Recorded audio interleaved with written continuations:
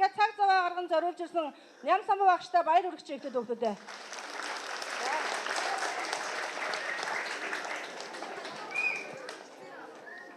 Сайн байна хөгтөдөө.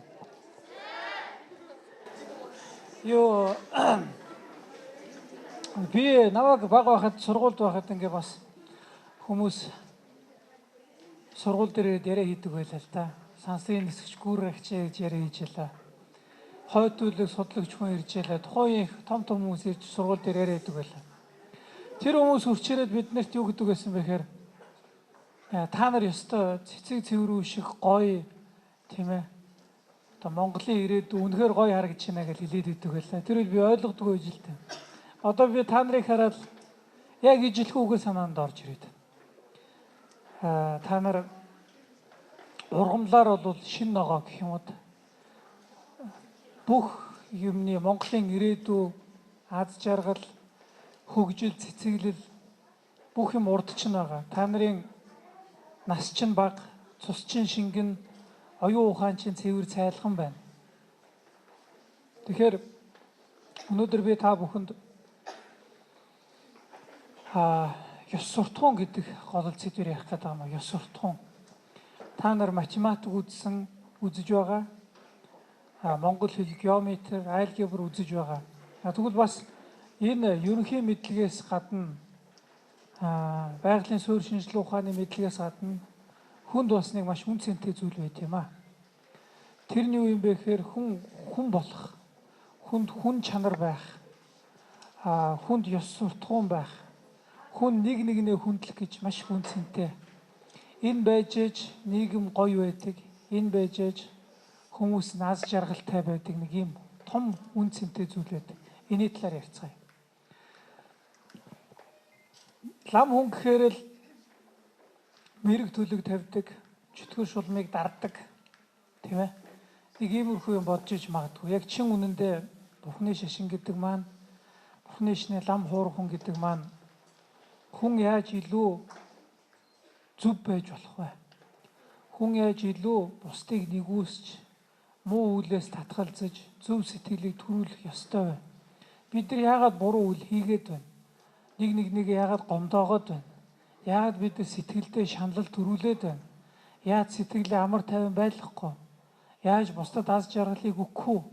Энийн талаар тодорхой онолыг боловсруулж түүндээ хүрэх арга замыг хэрэгжүүлдэг ийм хүмүүс байх ёстой л лам хуурхан гэж.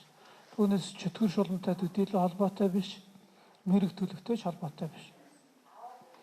Чөтгөр шулам гэснээс даад ярианыхаа өмнө би танарт нэг жоохон чөтгөртэй юм ярьж байгаа.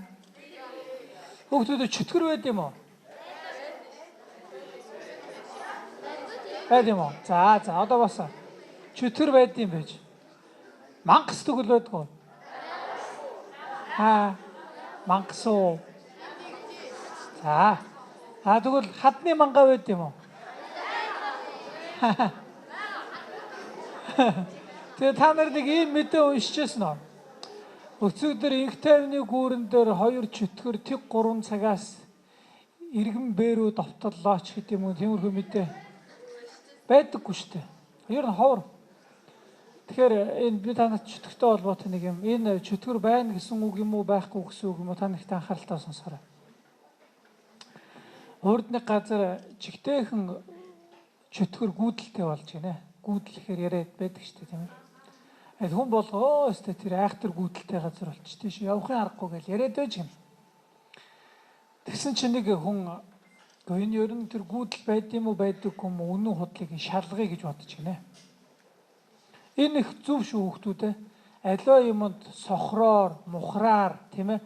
Байгаль хүн болгон байгаа гэж байгаа юм чинь байгаль юм байл үхээс өмнө үнэхээр байна уу байхгүй байна уу гэдгийг оюундаа тумгааж бодох. Хэрвээ боломжтой бол өөрөө шалгаж үзэх нь их зөв. Хэрвээ байгаа бол яг байхгүй бол хий димээ хайж ингэж үргээд байх ямар шаардлага байсан юм. Би нэг байна уу байхгүй нь өөрийн биеэр шалгая гэж бодож байна. Нөгөө гүйдэлтэй газар шүү дээ. Тэгээ оройхон хэрд морио унаал нөгөө гүйдэлтэй газар руу очиж гинэ. Яг хариу бүрээ тасраал, яг харанхуй болж явахт л эзгүй хэр газар нөгөө газар очиж гинэ. За ингэж ягаал морин явхаа болчдөг гэсэндээ гэл бодсон ч морин явхаа болчлоо гинэ. Чөтгөр чи байна уу гэж асууж байна. Байна л гэж байна. Тэгэхээр нь за яг хөө байхад бол байд юм. Гэхдээ шалгая гэж бодож байна. Энэ бас маш их чухал. Хүмүүс яадаг вэ гэхээр байхгүй гэж бодож байсан зүйл нь байхтайгаа зэрэгэл тэгвэл энэ ерөөсөө л яг өөрийгөө хэлж байгаа шиг тэр чигтээ байд юм байна. Өөрөөр хэлбэл бид нар үүсгэжсэн хит материалист шинжлэх ухааны өнцгөөс энэ байх ёсгүй гэж байтал тэр нь тайлбарлашгүй юм гаргаад ирэнгүүтэл тэгвэл энийг хэлж байгаа бүх юм үнэн юм байна гэж бодох гэдэг. Тэгэхээр энэ хоёрын завсар бас байж болдог л да. Өөрөөр хэлбэл тэр зүйл байхад байдаг. Гэхдээ чөтгөр байхад байдаг. Гэхдээ байна гэж хэлэхээс цаашгүй юм байж болно шүү дээ. Ойлгож байна уу хүмүүс те? Чөтгөр байхад байдаг. Гэхдээ зүгээр л байна гэж дуугардгаас цаашгүй юм бол тэрнээс айгаадах шаардлага байхгүй зү. Дийлэх хүмүүс бол байна гингүүтэл тэрийг сонсоод зүгээр тэр чигтээ айчж болох юм. Тэгээ тэр байна гэдэг маань айх ёстой гэсэн шалтгаан биш үстэй. Тийм болохоор за байхад бол байт юм байна. Гэхдээ ер нь ямар шүү юм байт юм байна. Шалгая гэж бодож байна. Тэгээд замдаа идэх гээд нэг баахан чавга хүртлээд явж ижил тээ. Тэгээд чи тийм сүрхий юм бол гээл өөрөөсөө нэг 4 чавга тоолж өгч байна. Энд хэдэн чавга байна? Таагаадах гээл. 4 чавга байна гээл. Тэгэхээр 7-ог тоолж авчаагаад энэ тэгвэл хэдэн чавга байна гэж 7 чавга байна гээл. Тэгэхээр атхихаа ирээ авчвал тэгвэл энд хэдэн чавга байна гэсэн чинь би яаж мэдэх юм бэ гэсэн. Энэ ямар учиртай. Тэгэхээр за юутай ч гэсэн Бурхны шашинд хүмүүс бодохдоо Бурхан гэхээр нэг чөтгөр шулам яриад хүн айлгаад байдаг гэж боддог бол Бурхны шашинд чөтгөр ихэд бол хамгийн айхтар чөтгөрийг юу гэж хэлдэг гэж хүн гэж бүхлээр нь тавьдаг юм аа. Хүний муу сэтгэл гэдэг. Хүний муу сэтгэл. Өөрөөр хэлбэл бидний муу сэтгэл биднийг хорлож чадах хамгийн том дайсан гэж. Жишээлбэл бидний залхуурч гэнэ үү? Тэр чинь та нарыг алж мэднэ. Аллах жишээ хамгийн их тэр боломж та нарыг гаргаж болох тэр амжилт сайн сайхан болгоноос чинь хамгийн их чөтгөр гарч ирэл та нарыг хорлохгүй залхуурал чинь та нарыг хорлоно. Найс нөхөдөө ярьж байхдаа уучин болгоомжтой тайван хүнлэг хандлагуугаар л уур юм ухагтаа автаал уурлал хамаагүй юм хэлчих юм бол найс нөхдөсөө салж. Тийм ээ. Тийм болохоор бидэнд байгаа энэ муу сэтгэлүүд л биднийг хамгийн их хорлож бидний бүх аз жаргалыг булааж зовлон зүдгүүрийг төсөөлөшгүй тэр зовлон руу хөтлөж авах зүйл юм бол энэ хүүхдүүдэд сайн анхаараарай. Бидрийг зовлон руу хөтлөх зүйл бол гадна талд байгаа дайсан чөтгөрхөөс илүүтэйгээр бидний өөрийн маань муу сэтгэлүүд л гэдэг. Бид муу сэтгэлээ мэдэн дээ. Уураа мэдхүү. Мэднэ. Ёс зүйгүй байдлаа мэдхүү. Мэднэ. Анхаарал сарниад байдгаа мэдхүү. Мэднэ. Эднэр чинь та нарыг хамгийн их орлох заналт айхтар дайсан ч нэ гэж. Тийм болохоор Бурхны шишин гэдэг бол бүхэлдээ хүний сэтгэлийг илүү ариун болгох, зөв болгох, зүйтэй болгох энэ арга зам юм аа. Тэгэхээр би 1995 оноос 2005 оны хооронд өмнөд энэтхэгт Буддийн гүн ухааны Бревен гэдэг сургууль сурлаа. 2006 оноос хойш бас нэг жил гарам Английн Сандерландын их сургууль Буддийн шин судлыг дээр сурлаа. Тэгээд эдгээр бүгдээ сурчаад хүрээд ирсэн чинь хүмүүсийн ойлгож байгаа ойлголт нь Бурхны шишнийг юм чөтгөр шуламтай мэрэг төлөвлөл гэж бодоод байгаа болохоос биш. Бурхны шишнийг Монгол улсын ирээдүйн хөгжил цэцэглэлт нэмэр ханд болж чадна гэж юусэн анзаарахгүй байсан л. Би залуу хүнийхээ хувьд өөрийнхөө сурч ирдэж сурч боловсрсон зүйлийг хүнд хэрэгтэй зүйл гэж үнэхээр итгэж тэр итгэлээрээ ч гэсэн 10 хэдэн жилийн турш тэр энэтхийн халуун оронд сууж ном үзэж байсан. Тэгээ миний сурсан зүйл тэгвэл Монголын ирээдүйн хөгжил ямар цэцэглэлт ямар нэмэр ханд өгч чадах вэ? Энийг би эргцүүлээ л дээ. Гололж Бурхны шишний ёс суртахуун. Цаашлах юм бол ёс суртахуун. Ёс суртахуун ер нь хүүхдүүдээ Монголын хөгжилд хэрэгтэй юу? Яаж? Яаж гэдэгт хариулт хүүхд нь гараа өргөдөө.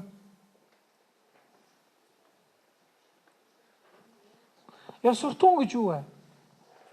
За хамгийн ерөнхийгээр би нэг юм албан ёсны тайлбар биш хэлье. Ёс суртахуун гэдэг бол муу юм хийхгүй байхыг, бусдыг хүндлэхийг хэлнэ, тийм ээ. Бусдыг хүндлэхийг, зөв зүйтэй байхыг хэлнэ. Энэ зөв зүйтэй байна гэдэг маань одоо ирээдүйн иргэд болсон та бүхэн зөв зүйтэй байна гэдэг маань Монголын хөгжил хэрхэн тус болж чадах вэ? За чи гар өргсөн те. Мөн яг яа. Яс суртахуунгээр нийгэм бүрдэхгүй зөвхөн одоо Яагаад бүрдэхгүй? яс суртахуун байж ид одоо хүмүүсийн хооронд харилцаа үүсгэж. Одоо зөв харилцаа. Тийм ээ.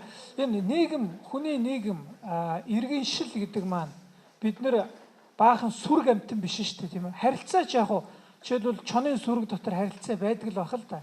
Гэтэ энэ харилцаа бол цэвэр хүчтэй хүчгүйгээ дээрлэх, тийм ээ. Ямар ч энд тэр энийг зохицуулж байгаа илүү хүмүүнлэг нэгүүлсэнгүү гэдэг юм уу, нэг юм үл хүчирхийлэлгүй зам харгуй юу байдаггүй. Тэгтэл хүн төрлөختөн иргэн шил үүсэн 50000 жилийнхээ турш ер нь аливаа нийгэм бүрэлдэхгүй гэж хэлээд байна шүү дээ. Нийгэм бүрэлдэхэд тухайн нийгмийн дийлэнх гишүүд нь нийтлэг нэг ёс суртахууны хэм хэмжээтэй байх ёстой байдаг. Өөрөлдвөл энийг гэвэл буруу, энийг гэвэл зөвөө. Буруу үлийг бид нар юу гэж хэлдэг вүлээ? Нүгэл гэж хэлээд байдаг. Энийг хийхэд нүглээ. Энийг гэвэл юу гэхэд үгэл эсрэг талд нь буян. Буян гэдэг үг маань бол цэвэр бурхны шинээр дамжиж Монголд орж ирсэн ойлголттой. Пүня гэдэг самгаардаг. Пүня. Пүня гэдэг самгаардаг явцын донд хураад буян гэдэг болжээ. Тэгэхээр зүгээр л ингээл тэр чигтээ зодолтой лалалцаал уралцаал байдаг бол энэ нийгэм биш болчиход. Тэгж болохгүй, ингэж болохгүй шүү дээ. Энд хамаагүй хүчирхийлж болохгүй. Энд ширүүн үг хэлж болохгүй. Энийг хүндлэх ёстой гэсэн ийм харьцаа байж ерөөхдөө нийгэм болно. Тэрнээс гадна өнөөдөр Монголын жишээн дээр ярьцгаая. Монголын жишээн дээр. Өнөөдөр Монголд болж бүтэхгүй байгаа зүйлүүд юу байж болох вэ хөөе? За, утаа. Мөн үү? Хулгай, хог, дээрэм. Юу дээрэс нь? Утаа, тийм ээ. Гэмт хэрэг. За, гэмт хэрэг гэж хэлчих. Тэгэхээр эдгээр бүх болж бүтэхгүй байгаа зүйлүүд байна шүү дээ, тийм ээ. Авилгал хээл ахвал эдгээр бүгдийн цаана хувь хүний ёс суртахуун байд юм аа. Хувь хүний ёс суртахуун. Хэрвээ тэр хүн ёс зүйтэй байсан бол эдгээр хүндрэлүүд болохгүй байх байж. Өнөөдөр Монгол хүмүүсийг зовоогоод байгаа хүн болгоны стресс гутралыг төрүүлээд байгаа тэдгээр бүх зүйлүүд хувь хүний ёс суртахуунгүй байдлаас улбаалж гарч ирсэн байна. Тийм болохоор хэрвээ ёс суртахуунтайхан байсан бол энэ гэмт хэрэг тэр хүн алуулахгүй байсан. Хулгай дүртэж юмаа яахгүй байсан, гэмтэж бэртэхгүй байх байсан. Цаадгүй л ёс суртахуунтай байсан бол. Тийм болохоор ёс суртахуун гэдэг маань магадгүй үнэлж баршгүй тийм их хүний алтан амийг хүртэл, тийм ээ, алтан ам үргэтгэхээс хүртэл сэргийлдэг зүйл ёс суртахуун гэдэг. Мөнгөн дүнгээр яхах бол өчнөө олон одоо гэмт хэрэг, осол, эндэл, сэтгэлийн төвшөнд үнэлж баршгүй тэр олон хохирлуудыг ёс суртахуун гэдэг зүйл байснараа сэргийлж чаддсан юм аа. Энийг бид нар хүүхдүүд та нар бодъё доо. Та нар сургуулийнхаа коридорт хогоо ингээ хайдгүй. Хэрвээ хайдаг байсан бол юу болох вэ? Сургуулийн коридор чинь тэр жигтэй хог хөглөрөөл цэр нус тийм болно шүү дээ, тийм ээ. Тэгэх юм бол тэр гоё муухай юу? Муухай. Яг ижилхэн. Хотын гудамдаач бол хог цэвэрхэн. Хог гэдэг чинь тэнгэрээс ордог зүйл биш те. Хог гэдэг газраас ургадаг зүйл биш. Тэрийг хэн нэгэн л хайдаг. Тэгснээрээ хичнээн муухай болж байна. Амьсгалын замаас авахулаад нүдэнд харагдахаас авахулаад өвчин нян үржих гэх. Тэгэхээр энийг хийж болохгүй байна гэдгийг ухамсарлаж мэдээд энийг муу үйлийг хог хайна гэдэг маань надад ашиггүй байна гэдгийг ухаж мэднэ гэдэг маань л ёс суртахуун гарч ирэх гол шалтгаан нөхцөл болж ирж байгаа юм л. Тэгэхээр ёс суртахуун гэдэг маань зүгээр зөнгөөрөө ч юм уу гарч ирнэ гэхээсээ илүүтэйгээр ёс суртахуун биднэрт ямар ашигтай вэ гэдгийг ухаж мэдсэний үндсэн дээрээс гарч ирдэг. Та бүхэн тусдаа бодолтой их дээрэнгүү хүүхэд байдгүй. Онгороо хүүхэд байдгүй. Нэг гомдоодаг, та нарыг гомдоодаг хүүхэд байдгүй. Хэрвээ тэр хүн яг өөрийг чинь тийм ээ хомдоох ёсгүй гэж тэгж өмнөөс чинь энийг хомдоочих юм бол ингэж шанална шүү дээ. Тэгэхээр би эний төлөө ингэх ёстой гэж ингэж ухамсарлаж чаддаг байсансан болвол өчнөө олон шаналл зовлон бидэрт ирэхгүй байх хэрэгтэй байсан тийм ээ. Тэгэхээр яг энэ тохиолдлогоо өөр дээр авч үзэх хэрэгтэй. Өөр дээр авч үзэх хэрэгтэй. Одоо бид нар сургуулийнхаа дотор хог хаяад хамбал хог муухай болчих байсан. Тэгвэл би хог хаяхгүй байснараа сургууль цэвэрхэн байгаа биз дээ тийм ээ. Сургууль цэвэрхэн. Тэрнтэй адилхан би ёс суртахуунтай байх юм бол нийгэм тийгээд Монгол улсад ч гэсэн аз жаргал нэмэгдэх учиртай юм. Би бусдыг хохироохгүй байх юм бол бусад ер нь хүмүүс би бинийгээ хохироодгүй байх юм бол илүү аз жаргалтай байж болох. Ер нь одоо та нар 9 дугаар 12 жилээр төгсөн дээ 3 жилийн дараа төгсөн. Хүний амьдралд нэг юм яриа яваад байдیں۔ Ингээл эхэндээ гинэн цайлган зөв сэтгэлтэй байж байгаа л амьдралыг туулахын хэрээр илүү хар санаатай болоод тийм ээ. Бусдыг өрөвдөх сэтгэл нь багасаал амин хуваа хичээх үзэл нь илүү гүнзгийрээд яваад байх ёстой юм шиг байдаг. Тэгвэл үнэндээ тийм биш ээ. Та нар одоо ингээд амьдралыг харгуу олон янзын бүрийн хүнтэй уулзсан. Сайн муу хүмүүстэй уулзсан. Тэр болгонд л би та нарт захих зүйл бол энэ сэтгэлийнхээ галыг битгий мөхөр. Гал гэдэг нь юу хэлэх гээд байна гэхээр итгэл үнэмшлээ. Итгэл үнэмшлэн гэж юу хэлэх гээд байна гэхээр зөв байх ёстой гэсэн итгэл үнэмшил. Буруу зүйл муу гэсэн итгэл үнэмшил. Тийм ээ. Би муу юм хийх ёсгүй гэсэн итгэл үнэмшлээр битээ өрхөө. Та нар би буруу юм хийх ёсгүй гэж боддгоо.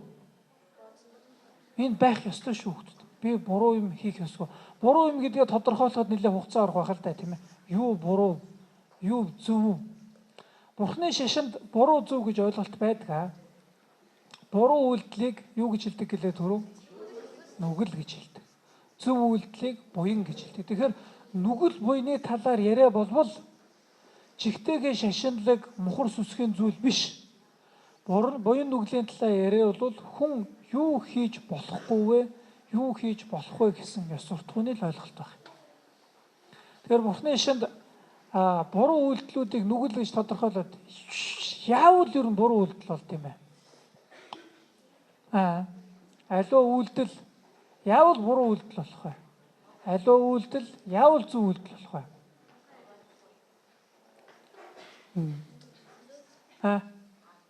Буруу үйлдэлийг хулгайд мөн л дөө хулгай буруу үйлдэл. Гэтэ хулгай яагаад буруу гэж?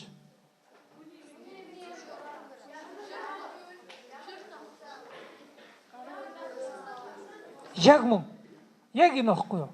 Бурхны шашинд нүгэл гэдэг тодорхойлохдоо юугаар тодорхойлсон бэ гэхээр Бурхан буудаад мөргөхгүй бол нүгэл тийм ээ.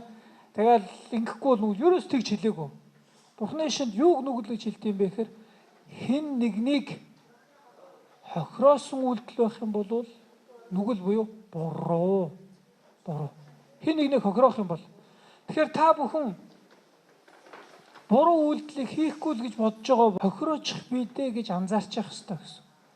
Хэн нэгнийг. Одоо та нар ингээд би зүгээр боддог л энэ нэг айхтар буруу бол биш. Гэтэ зүгээр л хүүхдүүд ингээд би нэгээ түлхэж унгаадаг ч юм уу те. Гэхдээ бол нийлж байгаа л нэгийгээ шоолдог ч юм уу. Би та нарт нэг юм хэл. Та нар нийлээд нэгийгээ шоолох тохиол байдгүй. За одоо нөгөө талаас нь асууя. Та нарыг нэг дээр чинь шүү дээ. Нөгөө найзууд чинь нийлээд шоолох тохиол байдгүй. Тэр гоё байдгүй. Нэг гоё хөгжилтэй найзууд чинь чамайг шоолол гоё байдгүй. Онцгүй те. Яг ижлэн бодох хэрэгтэй. Олуулаа нийлээд намайг шоолоход онцгүй байгаа бол бид нар нийлээд энийг шоолгож гэсэн онцгүй байгаа штэ гэдгийг ухаарах хэрэгтэй. Хин нэгнийг хохироож надад онцгүй байдаг шиг тэр хүн ч онцгүй байгаа болохоор би хин нэгнийг хохироож байна гэж бодох хэрэгтэй. Тийм болохоор Бурхны шашинд нүгэл гэдэг бол хин нэгнийг заавал ихтэй өөр хүн биш шүү. Бурхны шашинд хин нэгнийг гэдэгт өөрөө ч гэсэн ордог. Өөр хийгээд өөрийгөө хийгээд бусдыг хохироосон үйлдэл хийж л байх юм бол үүнийг юу гэдэг гинэ? Нүгэл буюу буруу гэж хэлдэг. Бурхны шашиныг энэ нүгэлт буруу үйлдэлийг яагаад буруу гэж хэлсэн бэ гэхээр энэ үйлдэл маань за сайн анхаарцгаа хөгттэй. Бусдыг хохироосон буруу үйлдэл маань яагаад буруу вэ гэхээр хин нэгнийг хохироочих юм бол энэ буруу нүгэл эргээд чам заавал хүсээгүй зовлонг чи авчирна гэж хэлдэг. Юу гэнэ? Хийсэн нүгэл гэдэг маань заавал чамд зовлонг авчирна гэж хэлдэг. Ингэж л хэлдэг. Бусдыг хохироосон мөл яагаад тэр вэ? Яагаад? Яагаад миний бусдыг хохироосон үл надад эргээд таагүй зүйлийг авчирдаг вэ гэхээр Бурхны ишний тайлбарлахдаа хийсэн үйлдэл маань яагаад бидэрт үйлдэл маань ижил төстэй зүйлийг бидэрт авчирдаг гинэ. Би гадагшаага яаж хандж гин тэр мэд хариу та нарт буцаад ирнэ гэж. Энэ юу нь үнэн үү хөөтүүд ээ? Хүмүүс сайхан хандаад л байх юм бол гайгүй хариу ирэх. Хүмүүс дээрлэхэд л байх юм бол гайгүй хариу ирэх нь юу нь үнэн үү? Юу нь үнэн шүү дээ хөөтүүд. За ингэж хэлдэг Бурхны шин. Яагаад чи бусдыг хохироосон үйлдэл хийх ёсгүй гэх юм бол Бурхны шинд бусдаас үл хамаарч орших зүйл нэг ч байхгүй гэдэг. Юу гэнэ? Бусдаас үл хамаарч орших зүйл нэг ч байхгүй. Бүх юм бусдын хүчээр оршин тогтнодгоо гэж хэлж байна. Жишээлбэл нямсан одоо би та нарт өнөөдөр ярьж байгаа нь миний өмсөн дээлийг хүн хийсэн. Өөр хүн хийсэн. Уран хүн хийсэн тийм. Шилийг нэг газар хийлгэсэн. Гутлыг нэг газар хийлгэсэн. Өдөр миний эцсэн хоолны гурлыг нь тариаланч тарьсан. Гурлийн үйлдвэрт гурил хийсэн.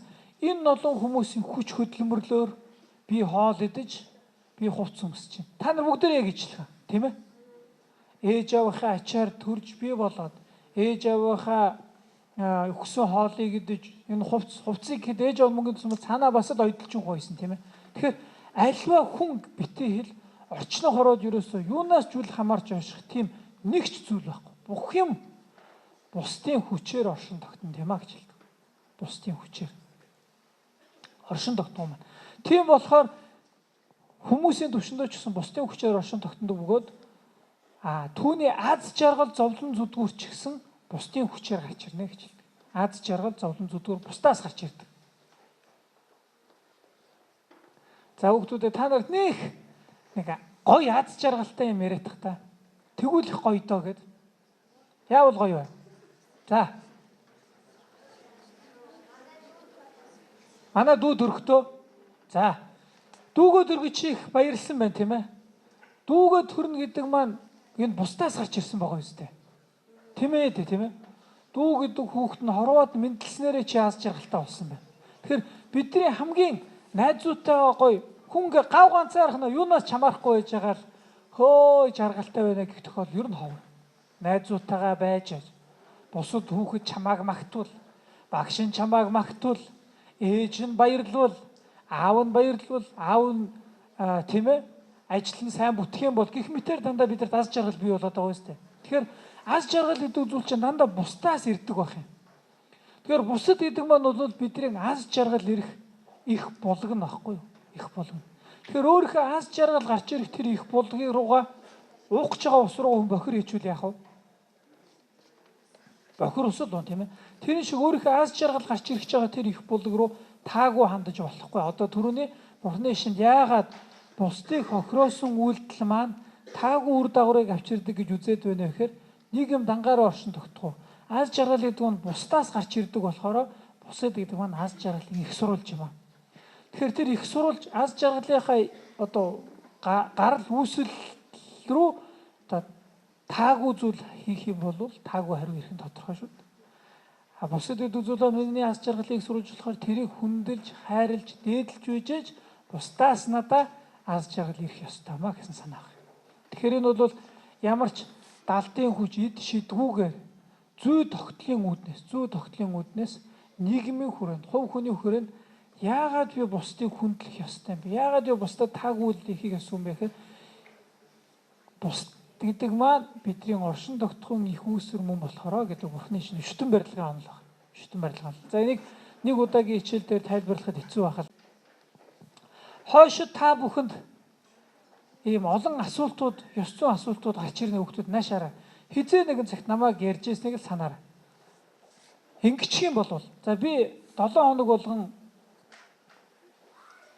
болгон хүүхдүүдээ би шорон явдیں۔ Шорон явдаг. Монголын чанга дэглэмтэй Майнтын хорих анги, Зүүн хараагийн хорих анги гэх тэр би 7 хоног болгооч. 7 хоног болгооч шоронгийн хоригдлуутай. Дайгийн тахим шиг тахим сууж байгаа. Би тэдэртэй уулздаг, ярилцдаг. Буддийн шний бясалгалын хичээл хийдэг, ёс зүйн хичээлүүд хийдэг. Нэг удаа би тэнд хичээл орчоод буцаад явжээлаа л да. Тэгээ буцаад явжсэн буцаж явах гэсэн чинь нэг нөхөр нь тэр шоронд орсон нэг бүсгүй буцаж ирэх унаагүй болчоод манай машин дайгдаад явлаа. Тэгээд за танаа нөхөр яаж агаад шоронд орчихвдоо гэсэн чинь тэр хүн тэр бүсгүй гэжсэн бэр 20,000 төгрөгийн төлөө шоронд орсон юм аа. Гэхдээ яаж агаад 20,000 төгрөгийн төлөө шоронд манти ойрхон гэдэг бол чанга дэглэмтэй хатуу ойрхон. Яаж явж байгаад ачваа гэдгсэн чинь гадуур явж байгаад мөнгөгүй болчоод тэгээд хүн дээрэмтсэн юм аа гэж хэлж байгаа. Тэгэхээр хүн дээрэмтсэн л бол 20,000 төгрөгийн төлөө вэ нөө 5,000 төгрөгийн төлөө вэ ялгаагүй шүү дээ. Хүнийг дээрэмтнэгдэх чинь муухай зүйл үстэй тийм ээ. Тэгэхээр тэр чинь ял шийтгэлээ хүлээх нь зөв. Гэтэ тэр хүн тэр залуу юу гэж бодсон бэ? Би мөнгөгүй болчлоо. Инээс булаагаад авчих юм бол би мөнгөтэй болоод жаргана гэж бодсон тийм. Тэгтэл тэр үйлдэл нь тэр хүнд жаргалыг авчруу, зовлон авчруу. 3 жилийн чанга дэглэмтэй. Тэгээ би сүүлд нь сэтгэл зүйчээс нь асуусан л та. Тэгсэн чинь тэр бүр тэр шоронд их ядарч байгаа гэсэн. Сэтгэл санааны үед бол бүр амар гутраад, өвчнөд нэрвэгдээд одоо баг насгүй болсон гэж хэлээ тэр. Тэгэхээр тэр залуу их том биетэй давлуун явж байхдаа би энийг зогж унгаад мөнгөтэй болоод би гой болчихно гэж бодтол тэр маань буруу арга зам байж. Тэгэхээр энэ амьдралын турш та бүхэн явж байхдаа ингэчил юм бол би жаргана, ингэчих юм бол надад гой болно гэж бодож исэн олон сонголтууд маань амар тайван аз жаргал биш зовлон зүдгүүрийг авчих тохиолдол их хэлбэг байдаг. Ямар шалгуураар их юм бол тэр маань бусдыг хохироож л байгаа тохиолдол. Бусдыг хохироож байгаа. Тийм болохоор бид нэр энэ хорвоод аз жаргалтай амьдрах хэрэгтэй, хөдөлмөрлөх хэрэгтэй, сурах хэрэгтэй. Энэ аз жаргалыг бүтээгч байгаа арга зам маань бусдад хохирлгүй байхыг л та нараа айлуулхан хичээгээрэй заа хүмүүстээ. Зүв байх хэрэгтэй шүү. Зүв байх хэрэгтэй. Нөгөө талаар хүмүүс бодохдоо ингээд одоо энд хэдэн хүүхэд байна? За 200 орчим хүүхэд байгаа юм уу те? 10 жилийн дараа 20 жилийн дараа янз бүрийн болцсон байна. Гэтэ ямар болох нь хинээс шалтгаалах вэ гэвэл хүүхдүүдээ зөвхөн та нараас шалтгаална. Гэтэ та нарын ганцхан хөдөлмөрч зан, ганцхан эрдэм мэдлэгээс шалтгаалахгүй. Тэрэн дээр өшөө юу нэмэгдэх гэх юм бол ёс суртахуун нэмэгдэн шүү хүүхдүүд. Ёс суртахуун. Яагаад вэ гэхээр би нийтэд олон жил сурсан. Натаа хамт сурж байгаа. Гэтэ тэр бол эдийн засгаар улс төрөөр төгсж ирээд жигтэйхэн мундаг албан тушаалд авсан хүмүүс байгаа. Тэднээс зарим нь одоо шоронд байна. Зарим нь нас барцсан байна. Архинд орсон. Тэгэхээр хүн амьдралыг яаж авч явах, амьдралын янз бүрийн нухчаа таарлахад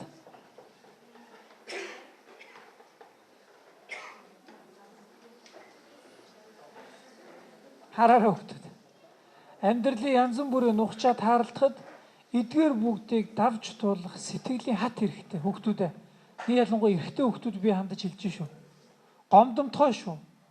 Тэгэхээр бишээ энийг давж туулах амьдралын илүү утга учир зөв чиг баримжаа. Эдгээр бүгдийг би зөв давах ёстой. Амьдралын олон одоо юм болгонд сэтгэл готрохгүй, ёс зүйн тэр итгэл үнэмшлээ алдахгүй явах их чухал шүү. Нэг ширхэг одоо үс шиг ийм жоохон зүйл дээр хүртэл анхаарал болгоомжтой зөв байх ёстой гэсэн энэ зүйлээ алдахгүй байх хичээрээ. Би шороо явдаг гэлээ. Яг өнөөдөр бол би ёс суртахуун талаар ерөнхий лекц ярьсангүй. Ягаад ч хөтлөгдөд өөр нь л яваад орчлоо. Гэтэ та нарт хэрэг болооч ингэж бодоод л хамаагүй яриад иж магадгүй. Тахир соёотгод Монголдо цорын ганц гяндан байд. Хамгийн хүнтэй гэлэнтэй гэсэн гяндан. Ийм жижигхэн цонхоор л нарыг харна. Өдөртөө гарахгүй. 1 цаг гаруул гарна. Тэгээ тэр гянданд очиод яхад тэр залуучуудаа ярьж байгаа. Би бүтэн 2-3 өдөр байж ярилцсан. Тэдний үед хүмүүс бодохдоо тэр айхтар шорон руу жигтэйхэн муу хүмүүс л явдаг гэж боддог. Тэгтэл тийм муу хүн ч юм уу үгүй муу гэлтгүй санамсаргүй байдлаар болгоомжгүй байдлаасаа тийм ээ хөөрүү зангаасаа хяналтгүй байдлаасаа болоод ийм тохиол хийж байдэн шүү. Байд. Зүгээр зав залуухан залуу одоо та нарыг ингэнэ гэж байгаа юм биш л дээ. Зүгээр найзуудтайгаа хөөрч явж байгаа нэг хүнтэй муудаад түлхсэн чинь нөгөө тонуудаа тарихаараа савж унаад нас барцсан. Тэгээд Тахир Советын хатуучаар нь 20 жилийн ялтай болсон. Тэгээд тэр энийг хийгээгүй л байсан бол зөв зүгээр ингийн л залуу байх байсан. Тэр энийг хийцэн болохоор одоо гарцаагүй төрийн хууль цаа затав. Тийм болохоор найзуудтайгаа хөөрцүүлж явах үедээ ч гэсэн тийм ээ. Ямар ч үед болгоомжлол үүнээс гарч ирэх үр дүнгууд, эрсдлүүдийг нь бодож явахыг хичээгээрэй. Үүнийг бодно гэдэг маань тэнэглэл, үүнийг бодно гэдэг маань хулчгар зам биш шүү хүүхдүүд. Үүнийг бодно гэдэг маань бол харин хамгийн ухаалаг зам, хамгийн зөв зам, хамгийн зөв зам. Жигтэй хүн мундаг баатар болоод, зодтолдог баатар болоод тэрнтэй зодлоо гэж бодоход 10 жилийн дараа та нар энийг юусоо санахгүй. Хэд санахгүй. Тэгэхэд энэ мундаг зодтолдог хүүхэд байсан шүү гэж хэн ч ярихгүй. Зүгээр л амьдралын төлөө явж байгаа тийм л залуучууд болцсон байна. Тэгтэл харин өнөөдөр зодтолж байгаа энэ тохиолдол чинь ямар ч эрсдэл тохиолдож болно. Уурандаа чулааваа тархийг хагалж болно, нүдийг ясч болно. Тийм болохоор аль болохоор та нар хүүхдүүд зөв эвтэй байхыг хичээгээрэй.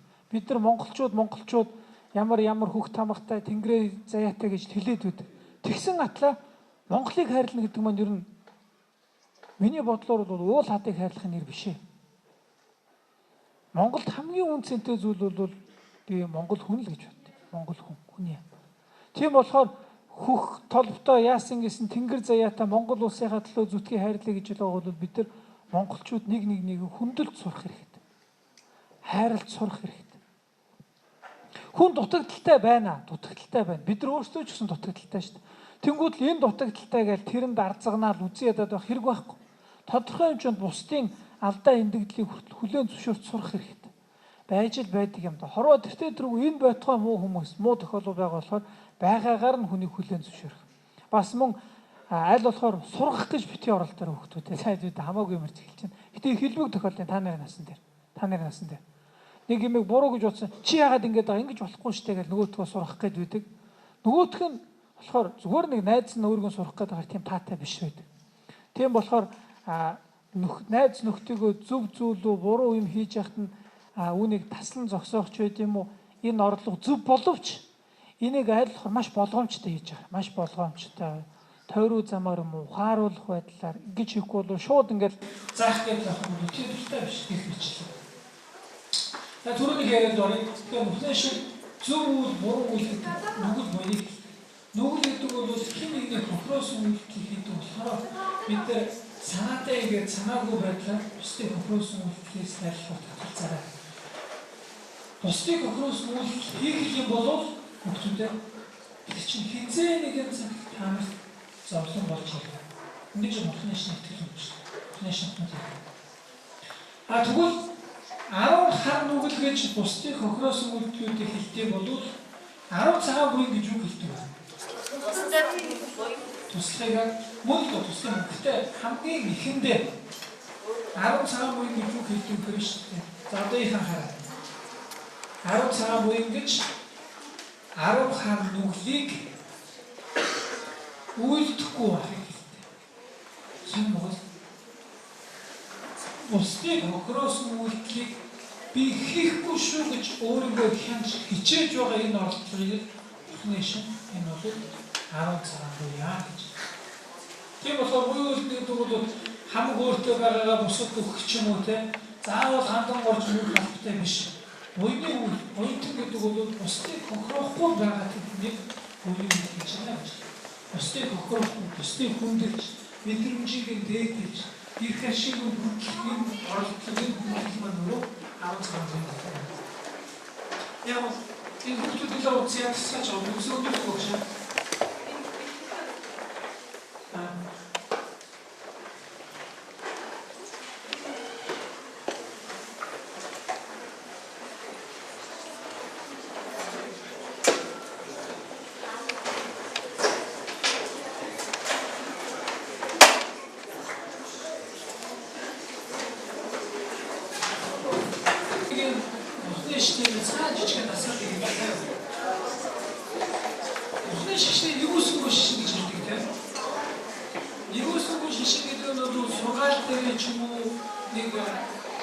Бэлэг тэмдэг болгоод нэгээс нэг дээр хэмсэн ч юм уу тэрийг юм шиг. Нэг шинэ нэгүс гэдэг нь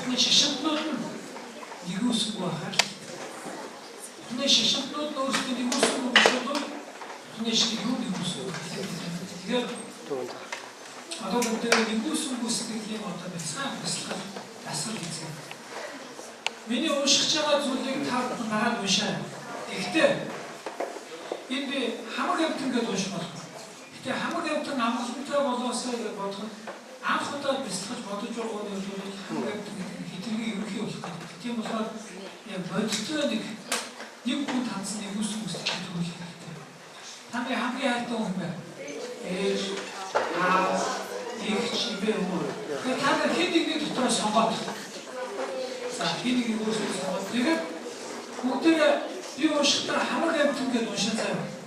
Та нар хамаг амтан гэж унших боловч дотроо бодохдоо жишээлбэл миний ээж гэдэг байна. Миний ээж аз жаргалтай байгаасаа. Миний ээж аз жаргалын шалтгаан болсон. За ингэж хэлж байна. Аз жаргал бол заавал шалтгаан нөхцлөөс гарч ирдэг юм аа юухны шүмцтэй. Жишээлбэл юу самар байна. За сам мод. Сам модноос ордог тийм ээ. За юу гэмээр үр тариа гэдэг нь заавал үрийгээ суулгацсан байж чинь үр тариа болж гарч ирээд тийм ээ. Ошлон хороотой бүх юм тодорхой үр суулгана гэдэг шиг шалтгаан нөхцөл нь бүрдэж гарч ирж байж тухайн үр дагавар гарч ирэх юухны шүмцтэй. Шалтгаан нөхцөл байж гарч. Тэгэхээр аз жаргалын шалтгаан гэдэг бүхний шүмцтэй. Аз жаргалын шалтгаан гэдэг бүхний шүмцтэй зөв үйлдэл юм аа гэж үздэг. Зөв үйлдэл хийх юм бол аз жаргал гарч ирнэ. Зөв үйлдэл хийхин шалтгаан юу вэ? Яавал хүн зөв үйлдэл хийх вэ? Яг зөв бодол. Зөв бодол гэж зөв үйлдэл. Тийм болохоор та бүхэн тийм ээ жишээлбэл өөрийнхөө дүүг бодож байгаа гэж бодоход дүүтэй хараа болов. Ханаа одоо болно. За, бүгд одоо дүүн хөл байгаас тийм ээ. Аюу гоо. Тэр хөл агацаар өгдөг. Миний дүү аз жаргалтай байгаасаа. Миний дүү аз жаргалын өөрийнхөө аз жаргалын шалтгаан болсон зөв үйлдэлийг үргэлж хийгээсээ зөв үйлдэлийг шалтгаан болсон зөв сэтгэлийг үргэлж хийгээсээ. Тэгвэл гэж бодож байна юм. Үргэлж зөв сэтгэлтэй байгаасаа аз жаргалтай. Миний дүү ерөөсөө битгий зовоосон. Миний дүү зовлонгийн шалтгаан болсон буруу үйлдэл. Буруу сэтгэлээс хол байгаасаа гэж бодоод ойлгож байна уу? Тэгж дотроо бодсоор нь шүү дээ та нар. Тэгж бодоод дагаад байсан.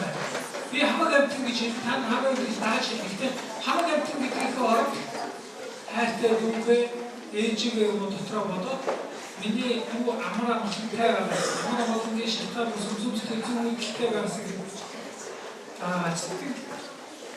чи сэтгэлээсээ бодоод ирсэн. Би нэгээс ямар зорилгоор энийг уншаад байгаа бэ гэхээр ямар зорилгоор энийг уншиж байгаа гэхээр дотроо бодуулах тал болно. Таны дотор үлээр дүүгээ ээжигээ үүний үс хайрлах сэтгэлийг төрүүлэхтэй байна. Бүгд хараа. Ээжигээ жаргаасаа гэж бодоод бяцлахцгаа гэж хэлэхэд ингэж төвлөрч бодож чадахгүй байх гэдэг бол муухай шүү. Айгуу муухай. Ямар ачтай билээд ээж авч таарах. Тэгэхээр тэр их ачтай ээжигээ аавыгаа та нарыг би бодож байгаа бүгдээ ээж маань жаргаасаа гэдэг чин сэтгэлээс бодоод тохтой гэхэд энийгээ төрвөөгөө янз бүрээр бодож чадахгүй байгаа бол энэ айгуу гомдмоор юм уу муухай зүйл. Та нар чин сэтгэлээс ээж маань жаргалтай байгаасаа ээж маань аз жаргалын шалтгааныг олж яваасаа гэх мэт. Үгүй дүүгээ ч юм бодоод дагаад ирсэн. Ойлгоо. Агацаар юу бодно гэсэн бэ? Ээжигээ жаргаасаа чин сэтгэлээсээ бодоорой. Цаагаар ирсэн. Хамаг амтан амгалан хийгээд амгалангийн шалтгааныг төгс олж болтугай.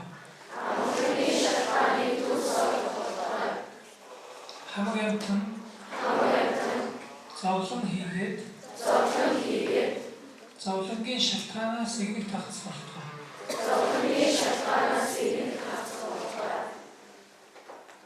Хамаг амтан зовлонгүй амгалангаас хизээд үл хагц болтугай.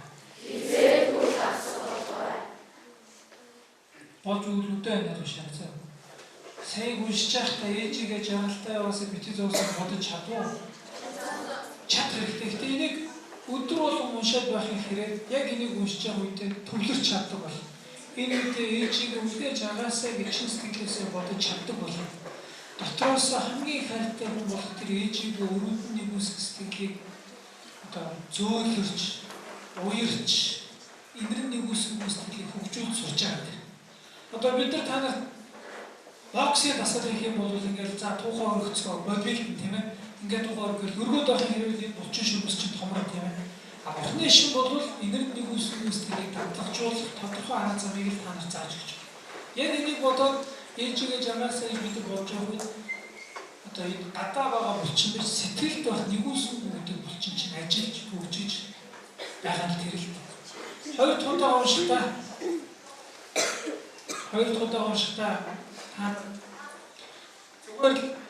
зүгээр л тэгээ таньдаг хүнээ дотор бодцоо. Царайг нь бодож байна. Тэгээд тэр хүнийгээ хадж байгаагаа ерөөсөө битээ заваасаа зөв үйлдэл хийгээсээ, буруу үйлдэлийг битээ хийгээсээ гэж бодоод чин сэтгэлээсээ тэгээд дагаад байна. Нүдэ анцаач. Чиний сууд хэцүү байна. Тийш зогсчихсон. Зүгээр чилж байгаа. Хэнийг бодглаа? Тэгээд чин сэтгэлээсээ тэр хүний аз жаргалтай байгаасаа гэж бодож чадах юм шиг. Нүдэ анаарай. Болж бол гараа урдаа ингэж барьцаач хараа.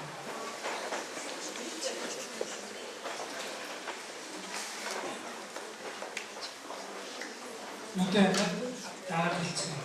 Гол нь бодоо. Хамаг амт. Амгалан хийгээд. Амгалангийн шалтгааныг төгс ол болтугай. Хамаг амтан. Зовлон хийгээд. Зовлонгийн шалтгаанаас игнийг тагцах болтугай. Хамаг амтан. Зовлонгүй амгалангаас хизээдүүл хацах болтугай. Энэ их чухал шүү. Хамгийн дургүй үнэ дотроо бодоод тэр хүн зүв болоосаа буруу үйлдэлээ засаасаа аз жаргалтай байгаасаа гэж бодоод дагаад үзцээ. Болж гэнэ үү гэж бодож. За тэгэхээр нүдэ ханаад гараа яаж болох вэ?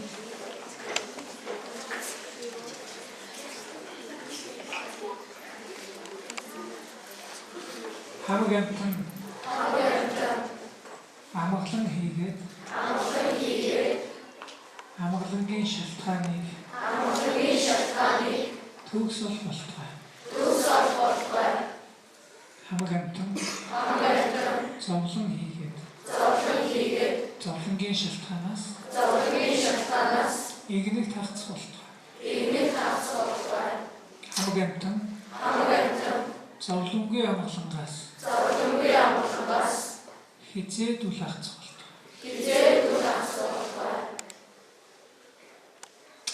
Магадгүй тэр буруу юм хийгээд байгаа тэр хүнийг би юунд нүрдтiin гэж бодож байна. Усны шин хэлтэй буруу юм хийгээд байгаа хамгийн өрөвдмөрөө. Яагаад гэвэл тэр хүн нэг буруу юм хийснээр асар их зовлон зүтгэл ирэх шалтгаан хийгээд байна. Юу гэдгийг мэдэхгүйгээр энэ зовлон зүтгэл авчирыг ухаж тэнцэхгүй тэр бухгийг ихээр мууд хийгээд. За яг үүндээ тэгвэл чамаа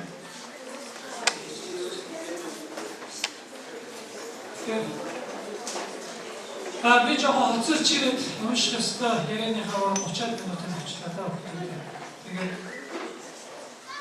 одоо саяны уншиж ирсэн зүйлийг өдөртөө 3 минут унших гэдэг.